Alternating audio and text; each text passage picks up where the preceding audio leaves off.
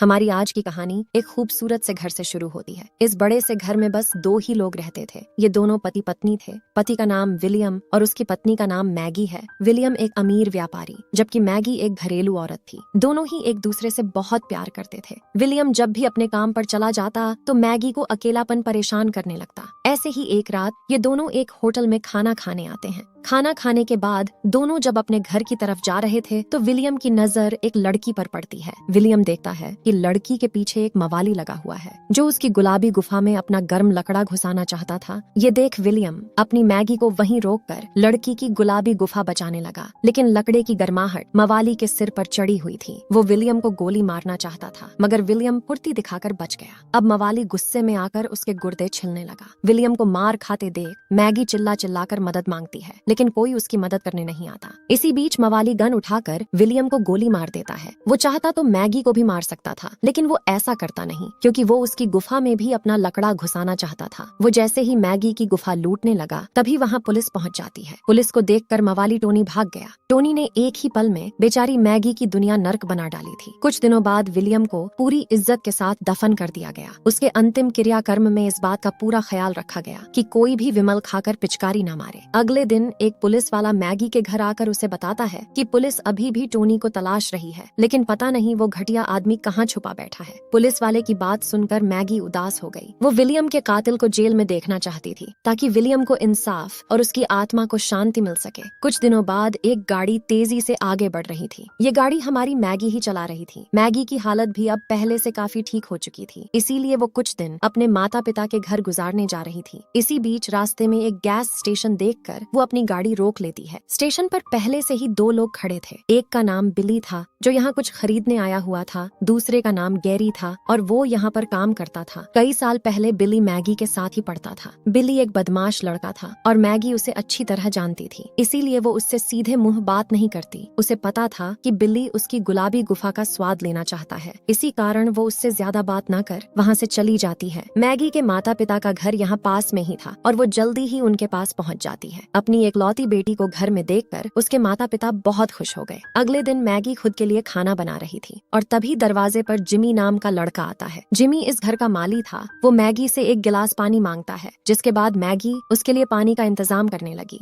Jimmy को भी Maggi बहुत खूबसूरत लगी और वो भी उसकी गुफा के सपने देखने लगा। पानी पीकर जिम्मी फिर से अपने काम पर लग जाता है, जबकि मैगी उसकी हालत देखकर हंसने लगी थी। थोड़ी देर बाद मैगी घर का कुछ सामान खरीदने बाजार की तरफ जा रही थी। इसी बीच उसकी गाड़ी देखकर एक लड़के ने जल्दी जल्दी सामने आकर अपना ट्रक रोक लिया। ट्रक को सामने देखकर मैगी भी अपनी गाड़ी रोक लेती है। इस ट्रक वाले लड़के का नाम टिम था। वो मैगी से कहता है कि तुमने मेरे ट्रक में अपनी गाड़ी ठोक दी, मगर मैगी जानती थी कि वो झूठ बोल रहा है। दरअसल टिम एक शातिर ठग था। वो ऐसे ही लोगों को फंसाकर उनसे पैसे निकलवा लेता था। पास खड़ा अफसर डेक्स भी इनकी बहस सुन रहा था। वो इनके पास आकर दोनों को अपने अपने काम पर जाने को कहता है, जिसके बाद मैगी वहाँ से चली जाती है। हमारी मैगी दिखने में बला की खूबसूरत थी। जो भी उसे देखता वो उसका दीवाना बन जाता था। देखते ही देखते मैगी एक मीट की दुकान पर पहुँच गई। दुकानदार का नाम हैरी था। वो भी मैगी की खूबसूरती देखकर उसका और उसकी गुलाबी गुफा का दीवाना बन चुका था। वो मैगी से दोस्ती करने की कोशिश करता है, लेकिन मैगी उसे नजरअंदाज कर वहाँ से चली जाती है। रात को मैगी कुछ मस्ती करने एक बार में आती है। इस बार के बारटेंडर का नाम सैम था। मैगी की खूबसूरती देखकर वो भी उसका दीवाना हो गया। वो उसके साथ बदतमीजी करने की कोशिश करता है, लेकिन मैगी उसका चेहरा लाल कर वहाँ से चली जाती है। बार के बाहर ही मैगी को दुकानदार हैरी मिलता है। वो भी मौका देखकर उसकी गुलाबो लूटने की कोशिश करता है,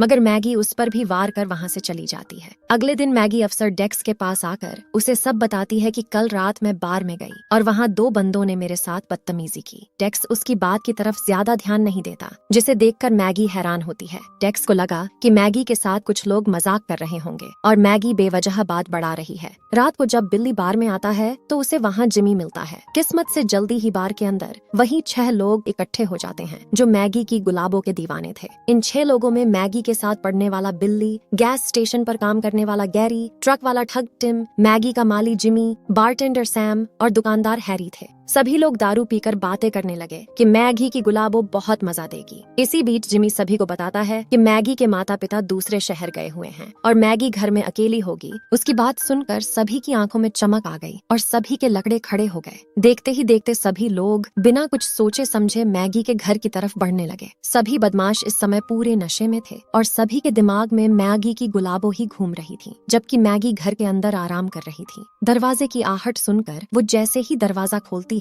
तो सभी बदमाश अंदर घुस आते हैं। जिमी ने काफी दारू पी रखी थी, इसलिए वो एक तरफ बेहोश होकर गिर जाता है। उधर मैगी को सभी बदमाशों ने घेर लिया था। आज दरिंदे उस पर जरा भी रहम नहीं करने वाले थे। मैगी अपनी गुलाबो बचाने की कोशिश तो करती है, लेकिन 6 लकड़ों के सामने वो ज्यादा देर टिक नहीं पाती। जल्दी ही सभी बदमाश बारी बारी उसकी गुलाबों में अपना लकड़ा घुसाने लगे। कुछ ही देर बाद मैगी के माता पिता भी घर के बाहर पहुंच गए। होश में आ चुका जिमी दोनों को अंदर से ही देख लेता है, जिसके बाद वो बाकी लोगों को उनके बारे में बताता है, मगर कोई भी उसकी तरफ ज्यादा ध्यान नहीं देता और जल्दी ही मैगी के माता पिता अंदर आ जाते हैं। मैगी को दरिंदों के बीच देखकर वो दोनों सब समझ गए थे। मैगी की माँ भागकर अपनी बेटी के पास आती है। मैगी का पिता जैसे ही अपनी गन उठाता है तो बिल्ली भागकर उससे गन छीनने की कोशिश करने लगा। इसी बीच गलती से गोली चल गई, जिसने मैगी की माँ के तरबूज फाड़ दिए। गोली लगने के कारण वो मैगी पर गिर गई और मैगी का सिर एक टेबल से टकरा गया। इसी दौरान बिल्ली मैगी के पिता से गन छीनकर उसे भी मार देता है। नए हालात देखकर सभी बदमाश डर चुके थे। जिमी तो कुछ ज्यादा ही डर गया था। वो बिल्ली से कहने लगा कि तुमने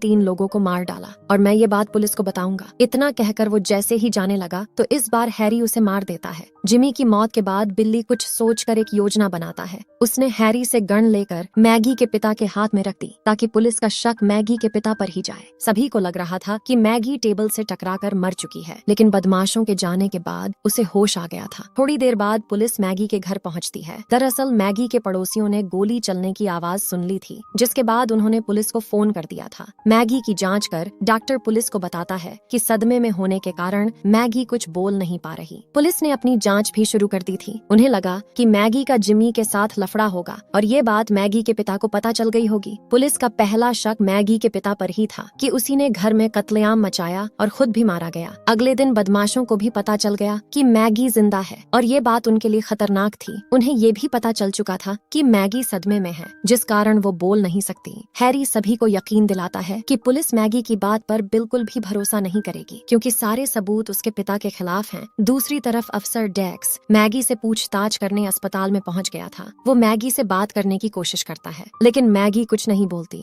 दरअसल मैगी ने फैसला किया था कि वो खुद ही अपना बदला लेगी। वो बोल तो सकती थी, लेकिन उसके अंदर इतना गुस्सा भर चुका था कि उसने चुप रहने का ही फैसला कर लिया था। मैगी समझ गई थी कि उसके बोलने से उसे इंसाफ नहीं मिलेगा। इंसाफ पाने के लिए उसे ही कुछ करना पड़ेगा। देर रात को मैगी अकेली ही बार में आती है। बार में इस समय सिर्फ सैम ही था, जो बार बंद करने की तैयारी कर रहा था। अंधेरा होने के कारण वो मैगी को पहचान नहीं पाता और उसे कल आने को कहता है। सैम अपने पास एक गन भी रखता था और मैगी ने उसे देख लिया था। वो जल्दी जल्दी गन उठाकर कई बोतलों पर गोलियां चलाती है और फिर सैम पर आग फेंककर उसे जिंदा जला देती है। अगले दिन पुलिस भी बार में पहुंचकर अपना काम करने लगी। सैम की दर्दनाक मौत देखकर पुलिस के साथ साथ उसके दोस्त भी हैरान थे। कुछ दिनों बाद मैगी एक झील किनारे टहल रही थी और तभी उसकी नजर एक बोट पर जाती है। बोट चलाने वाला बिल्ली था। मैगी जानबूझकर यहाँ आई थी ताकि उसका शिकार कर सके। दूर होने के कारण बिल्ली मैगी को पहचान तो नहीं पाता, लेकिन जवान लड़की को देखकर उसके लकड़े में पानी भर गया था। मैगी भी अपना बदला लेना चाहती थी। वो जल्दी जल्दी अपने कपड़े उतार कर उसके पास पहुंच जाती है। मैगी का नमकीन बदन देखकर बिल्ली सब कुछ भूल गया।